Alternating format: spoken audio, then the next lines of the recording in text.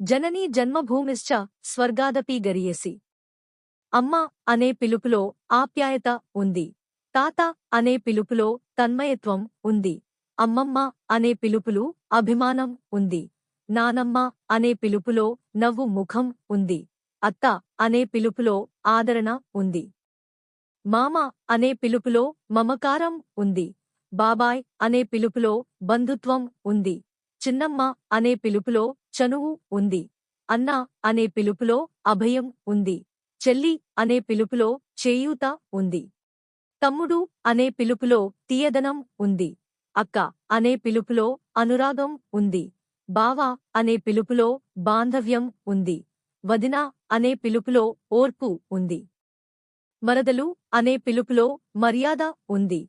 మరిది అనే పిలుపులో మానవత్వం ఉంది. గురువు అనే పిలుపులో గౌరవం ఉంది. నేడు మనం కట్టే బట్ట, చదివే చదువు, తినే తిండి అన్నీ పరాయి పోకడలను అనుసరిస్తున్నాయి.